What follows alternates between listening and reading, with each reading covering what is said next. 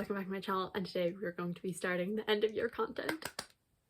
It's the most wonderful time of the year, end of year content. Like, I could not post for the entire year, but you bet I'm coming back for end of year stuff. And today we are starting with my anticipated releases of 2024, which, 2024?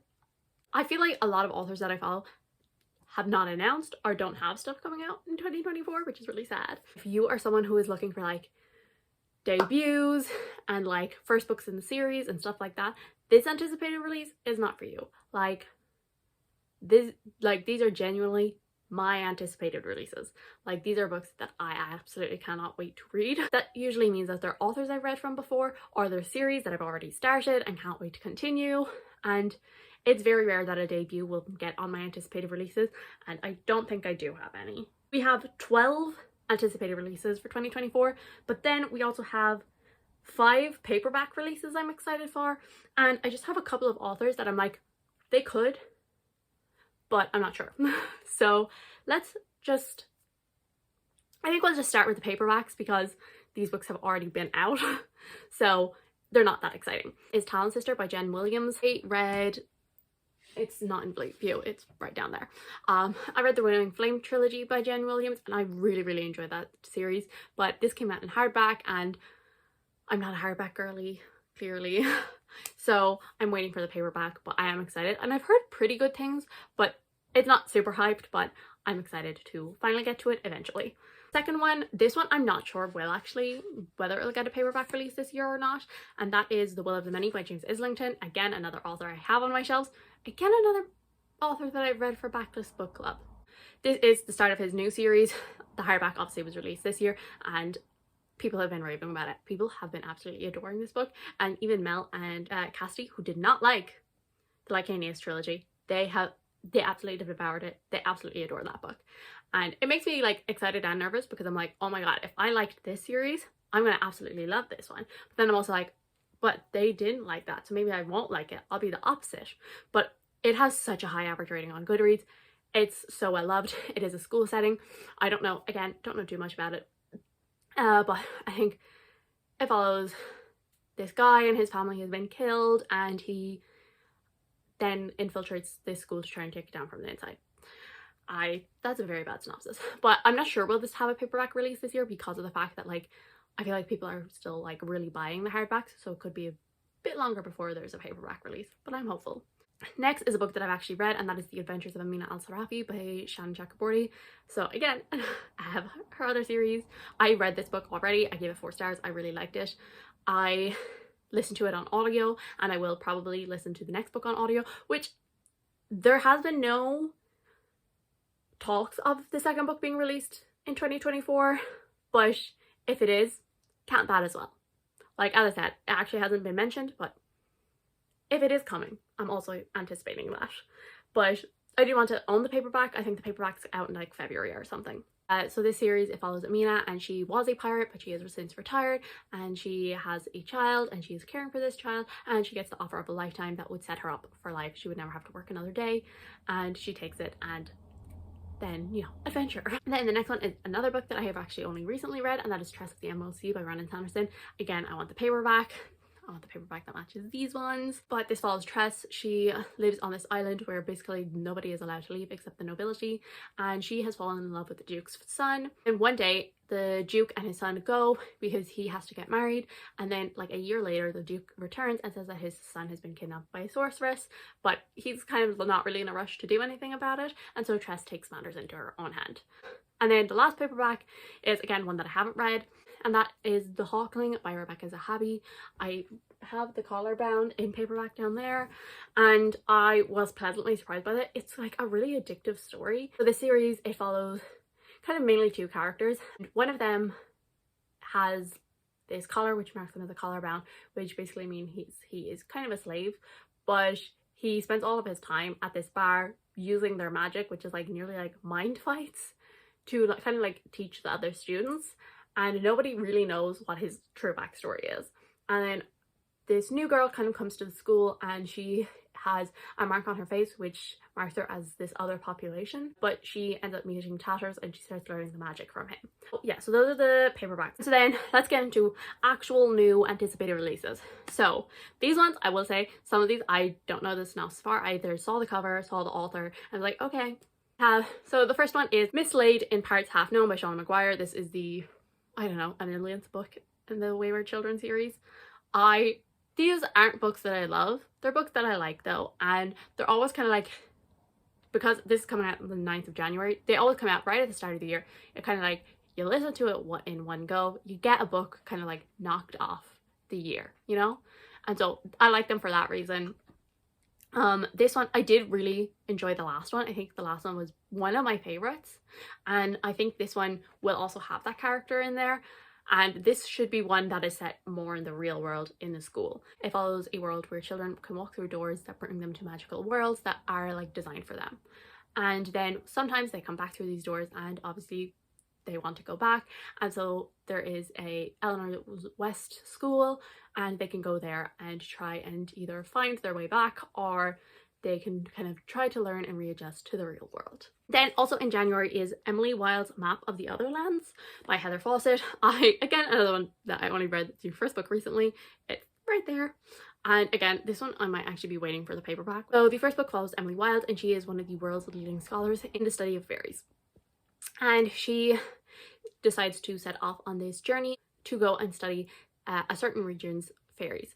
And she does not get off on the best foot with the locals.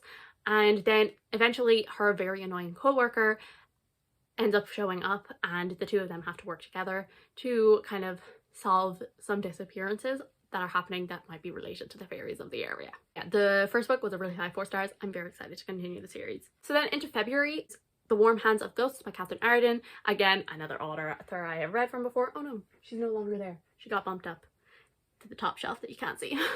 I absolutely adored the Winter Night trilogy when I first read it. That has been a couple of years ago, but I absolutely love this series. I give every single book a 5 star, I believe.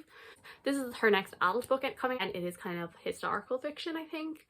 And I actually don't know the synopsis at all of this, but I just saw Catherine Arden finally coming out with another adult book because she's been writing some middle grade for a while, and I do think that it's supposed to be like a bit of a creepy, obviously ghosts, like a creepy atmosphere, and I'm just like, give me the atmosphere because you do that so well.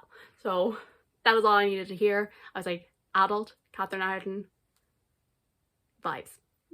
Sign me up. Also in February, this is probably the anticipated release that I'm least anticipating, but I wanted to put it on the list anyway, and that is A Tempest of Tea by Hafsa Faisal. I read her duology, the We Hunt the Flame, We Free the Stars, and I liked them, but there was something about them, like it was such a weird experience because like I was like, oh, I just was reading them, I was like, oh, I would have loved these if I read them a couple of years ago, but like there was just like some sort of disconnect. Like there was like this nostalgia to them that made me really like them, but also like there was something that just wasn't quite clicking because I wasn't reading them at the age that I should have read them. So it was a really weird experience. I'm not sure. I've heard some people say that this is adult, but I'm not 100% sure. And I think either way, I will probably try it. But if it's adult, I am definitely way more excited. I do know that it involves vampires and like, I think something to do with like gangs and stuff. And that is literally all I know. I saw vampires in the synopsis. So I was like, interesting, cool. I don't have anything for March now anyway, but I do have a couple for April. Do I? Yes, I do. So the first one is The Court of Wanderers by Rin Shepeko. This is the sequel to Silver Under Nightfall, and oh my god, I absolutely adored that book when I read it this year. I absolutely loved it, and I'm so excited for the next book because the way that the last book ended, the tension, the drama, I just ate it up. I ate it up. The series follows Remy, and he is a vampire hunter, and there are these really strange vampire attacks happening that are not like normal, and they're nearly getting turned into more zombies than vampires. And so Remy gets told to investigate it, but he has to investigate it with the help of a couple of vampires. And when I say couple, I mean a literal couple, like they are fiancés. And he gets kind of dragged into their world, and he learns a lot about them, and there might be a lot of tension between them all, and I love their dynamic. It's such a good dynamic. I also really enjoy the world. I believe this is Rin Shepeko's first adult book. Yes, a debut adult book. It was absolutely brilliant, and I think they did a really good job of ramping up what they do in the YA stuff to like just adding like just little bits of complexity here and there that maybe weren't in their YA books, but it's the characters that are really the stars of the show here, and I love them, and I'm so excited for this book. And then also in April is going to be How to Become the Dark Lord and Die Trying by Django Wexler. I've only read one book from Django Wexler, which is Ashes of the Sun. I am getting the second and third one for Christmas, so I will be reading those soon. But I don't know, I saw this, I saw the cover, I was like, I want it. So I think it's a bit more of a humorous book, which there is definitely humor in Ashes of the Sun. Some of it hit, some of it didn't, which is why I'm a little nervous about this, but it follows a character who's trying to become a Dark Lord. And as I said, I just saw the cover, I saw the title, and I was like, interesting. I have one book in May, and literally as I'm going through this list, I realized, wow, I really know nothing about these books. Like, I'm just like, author? Okay, I'll read you. And so that is The House That Built Horror by Christina Henry. I saw the title, and I was like, that sounds so good. I've read a couple of Christina Henry books. I read The Girl in Red, Alice, Lost Boy, and Near the Bone. And out of those four, Near the Bone and Lost Boy were both 5 stars. The other 2 were 3 stars. So, we're kind of, you know, 50-50 there. But, I don't know, something about this. I do believe, I think I read the synopsis. But, I don't know, it's a haunted house story. What else do you need to know? And, I don't know, something about just the name, and I do think I read like a small synopsis on Twitter, maybe it was. X, whatever you want to call it. And I was just like, oh my god, I really want to read that. I'm not really sure about reading the rest of her like retelling kind of stuff, which in fairness, I've read like most of them anyway. I would only have to read like The Mermaid and Red Queen, I think would be the only ones I have left to do. But I am more interested in her kind of other horror stuff. So like I want to read like The Ghost Tree, The Horseman. Kind of those ones I'm a bit more interested in than the fairy tale retellings, but I think I'm going to try and read them all and then do a video about Christina Henry's horror books. I'm not going to read her like fantasy series. There's like 7 books in that. She usually releases a book every year. I don't usually put her books on my anticipated releases because I'm kind of like, oh, I'll probably get to them eventually, but like not within the year. But I don't know, something about this one just, I was like, give it to me now. I have 2 books in June. So the first one is Mirrored Heavens, which is the 3rd and final book in, what is the series called? Oh, Between Earth and Sky or something. The first book is Black Sun. It's by Rebecca Roanhorse. I will say, I don't love this series. Like, I gave the first and second book both 4 stars, but to be honest, the plot, like, the story itself is more 3 stars. It's the audiobooks that bring it up to the 4 stars. I love those audiobooks. Like, that is the only reason I have continued this series, is the audiobooks are phenomenal. The acting, their voices are so, like, they're just lovely to listen to. It sounds really weird, but I am intrigued to see how it will all finish. But as I said, it's really the audiobooks that keep me going with the series, and I'm excited to listen to the last one. So this series, it follows a couple of characters, and so one of them, he has basically been told his whole life that he has these abilities and that he has a job to do about kind of bringing down this kind of religion. And then he ends up taking a ship to get to this like meeting point, and we also follow the ship's captain, and then we also follow a couple of members of different clans. The other release in June is another one where I'm like, okay, this is a bit of a surprise for me. I do not put romance on my anticipated releases, but we're putting one on, and that is a novel love story by Ashley Poston. I read The Dead Romantics and The 7 Year Slip, and I have given both of them really high 4 stars. I've thoroughly enjoyed both of them. And I don't read a lot of romance, but every so often, I just need them. Like, every so often, I'll just like read like 3 in a row, and then I will not touch them for like 6 months. I was scrolling through, like, trying to put this list together, and I was going through all of the authors I've read from before. I was like, she seems to release a book every year. I clicked on it, and it was like, novel love story. I was like, okay.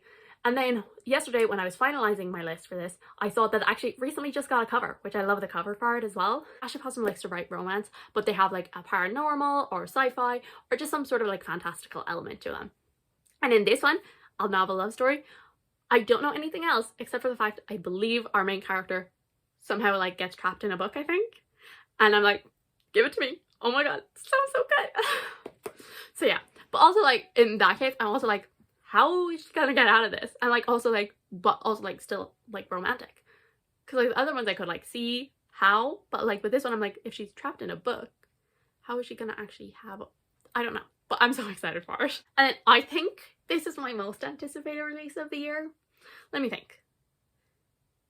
Yeah, I think this is my most anticipated release of the year, and that is The Sky on Fire by Jen Lyons. I'm so excited for this. Look at the cover. Look at the cover. Give it to me right now. Jen Lyons, give it to me. Give it to me. I need this. Again, it's Dragon Book. I know that it's highly inspired by, is it the Dragon Riders of Pern? Which is a book that I want to read. Course of Dragon series. The 5th book is over there. It annoys me that they're split up, but things had to be. They had to be. But I absolutely adore that series. Like, when I say adore, I adore that series. It's one of my favorite series of all time. I think it's number 3, if I remember correctly, on my ranking. It's in the top 3 anyway of my all-time favorite series. This is her next book, and as I said, it has dragons. I don't need to know anymore. Like, I saw the cover, I saw dragons, I was like, okay, sign me up, give it to me now. The second half of the year, a lot of them haven't been announced yet, so I'm hoping that there will be more, but for now, we only have 2 more to talk about. And so the next one is a September release, right at the end of September, and that is The Wrath of the Triple Goddess by Rick Riordan. This is the 2nd, but also 7th book in the Percy Jackson and the Olympian series. So, obviously we have the 5 original ones, and then last year he released The Chalice of the Gods, which is technically number 6, but it also is kind of the start of another trilogy, because it takes place after the Heroes of Olympus, before the Trials of Apollo. And so obviously Percy Jackson, it follows a 12-year-old boy who discovers that he is a demigod, and he has to go on quests to save the world. And then The Chalice of the Gods takes place when he is in his final year of high school, and he is trying to get into college, but he then discovers he needs to get 3 recommendation letters from gods to get in. And so the first book follows his first quest to get a recommendation letter. This is going to be the second one. I imagine there's going to be a 3rd book where he gets his 3rd one. And when I tell you Chalice of the Gods is probably going to be all my favorites of the year, there was just something about it. It was so endearing. And I hope the same for this. And then the final book that I have on this list is going to be The Whispering Night by Susan Dennard. This is the 3rd and final book in the Luminaries trilogy. So I was really excited when I first wrote out this list, because I was like, oh my god, I can finally put Witchlight on an anticipated release, and now it's getting pushed back to 2025. I know that it's not Susan Dennard's fault. I have a feeling that because the Luminaries and the Hunting Moon have been more successful than the Witchland series, that they're pushing for that series to be completed before they push for the Witchlands to be series to be completed, which is really annoying because I want the Witchland series to be completed. I want to finally have the final book. But whatever. So, as I said, this is the 3rd and final book in the Luminaries trilogy, which it follows Winnie Wednesday as she turns 16 and decides to undergo the trials to become a luminary, because her family has been cast out because of something that her father did, and she decides that she's going to basically restore her family's honor. And I liked the first book, but it was kind of like a right place, right time kind of thing. Whereas with the second one, like, it was genuinely, like, it was really good. It was really solid, and I had such a good time with it. And so I am, like, more excited for the 3rd book than I originally was, but I am still mad that I'm not getting to read Witchlight. Those are all of the books that I'm anticipating. And I'm going to just run through a couple of authors that I hope maybe might release books, but, like, also I'm not going to get my hopes up about these. So, some of them are also more likely than the other. So, number 1, Naomi Novik. So, she has obviously finished the Scarlet Man series, which she was releasing about a book a year for those, and I don't think she released a book this year. Like, she only had the paperback release of the Golden Enclaves. So I am hoping that, like, maybe towards the end of next year, like, obviously she's either going to be, like, starting another standalone or starting a new series, so, like, I definitely understand, you know, taking some time between series and all of that, but I'm hoping that, like, by next year will at least like have some sort of announcement of what she's going to be writing next. Then also I'd be interested to see if Marie Brennan brings out something else. She does seem to release a book every year, roughly. I mean, obviously this year she released 2 technically, because she released Labyrinth Heart and also The Waking Banketeer. So she could definitely also need a break this year. So again, not getting my hopes up, but if she's releasing something, I'll read. Also Martha Wells, again another author that released 2 books this year, so I'm not going to get my hopes up about the fact of releasing another book next year, especially since she talked about the fact that System Collapse was like actually a really was a struggle to write, and The Witch King actually came because like she needed a break from that, and so she just kind of started writing something and she made The Witch King. So like I'm not gonna, again, another author that I'm not gonna get my hopes up about. And so the 2 that I kind of have my hopes up for, the first one is going to be Olivia Atwater. So Olivia Atwater has, again, you can't see, has written the Regency Fairy Tale series that starts with Half a Soul. I read that this year, that entire thing, gave all of them 4 stars. It was so good. But I also read Small Miracles, which is one of her self-published books, and I gave that 5 stars. I absolutely loved it. But she has also released this year The Witch Would Not, which is the first book in the Victorian Fairy Tale series. And obviously Half a Soul is now traditionally published. It was originally self-published, and then but she has gone back to self-publishing for the Victorian fairy tales. I don't know if she will one day get see if she's gonna get them published traditionally, but I think she seems to enjoy self-publishing. But because of that, I feel like you usually only find out like a month or 2 before they're going to release something. They're like, oh yeah, by the way, I finished this book, and you're like, oh, okay. And so The Witch Would Not came out about like a month ago, and I haven't read it yet. I am really excited to read it, and I know whether or not, and I know that I am almost definitely going to like it, and I will definitely continue the series. So I do think that potentially she could release the 2nd book in the series next year, but I have a feeling we probably won't find out about it until like 2 months before she decides to release it. I feel like the chances of her releasing a book are definitely higher than some of the other authors I mentioned. And then the last one, I want obviously another book, and that is of course Schwab.